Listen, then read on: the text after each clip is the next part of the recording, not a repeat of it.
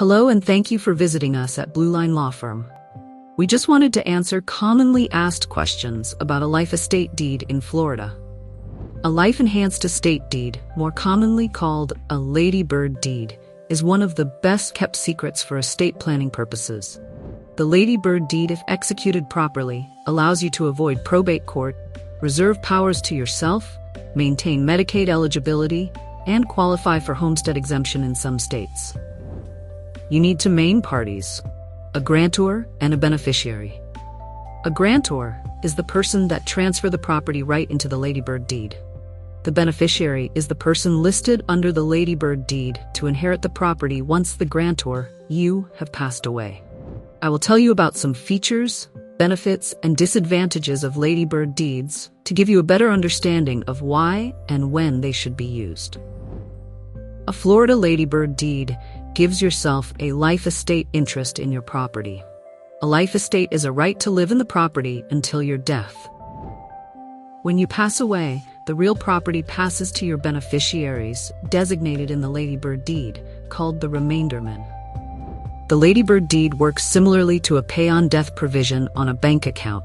With a pay-on-death account, you can spend the funds in the account during your lifetime and change the beneficiaries at any time. And the beneficiary is only entitled to what is left on the account when you die. What makes Florida ladybird deeds so valuable is that you are able to retain certain interests in the real property, even being the life tenant. That means you as the life tenant reserve yourself the right to sell, encumber, and otherwise consume the real property during your lifetime without a knowledge or consent of the beneficiaries. You may also change the beneficiary's remainderment at any point in time, or even revert the whole interest back to yourself. There are three major benefits of a ladybird deed is 1. Probate avoidance. It allows you to avoid Florida probate court for the real property being deeded. In the case of ladybird deed, when you pass away, your interest extinguishes, and the beneficiaries you listed under the deed will inherit the property outside of probate code. The only thing that your beneficiaries will need to do is to take your death certificate to the county clerk where the real property is located to show proof of death. 2. Preserve homestead benefits. The second major benefit of the ladybird deed is that it allows you to preserve your homestead benefits in some states such as Florida.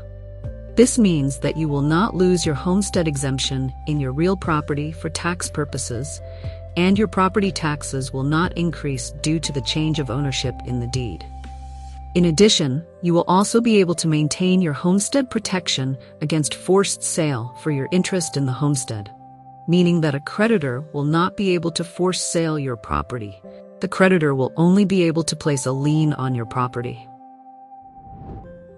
3. Preserve Medicaid eligibility. In some states like Florida, Medicaid considers your assets for the purpose of Medicaid eligibility.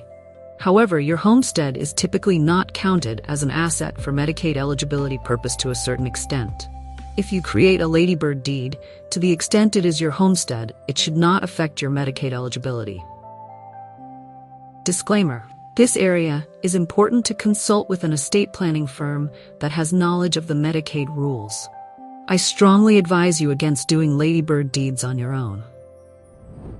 Now, with hearing all the good things about a life-enhanced estate deed, aka ladybird deed, there are some things to watch out for, and may be a disadvantage to you.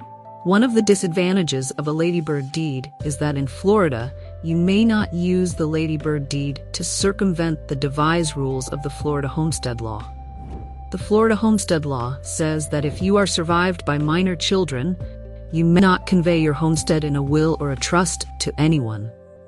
But if you have no minor children, then you may devise your homestead only to your spouse, if any. If you are not married and have no minor children, then you may convey your homestead to whoever you want. But if it is not someone listed under the Florida intestacy statute, then the protection of the forced sale will not save to your beneficiary. Another disadvantage of a ladybird deed is the lack of statutory and case law regarding the rights of judgment creditors to attack the interest of the remainder beneficiary while you are alive. In Florida, there are two sides of the argument. The one side is that a judgment creditor of the remainder beneficiary does not have a right to the homestead because the transfer is not a completed gift, and the remainder beneficiary can be divested at any point by you. The other is that the remainder beneficiary has a vested interest, and the judgment creditor can attack their interest in the homestead and pursue a lien or levy in the property. This might be a concern of yours if you are ever involved in a bankruptcy or has any lawsuits or creditors in the future. The Ladybird deed might not be the best option. Again, this is general information provided to you as only a guidance with the assistance of the Probate Consumer Pamphlet by Blue Line Law Firm. Please contact us for more information.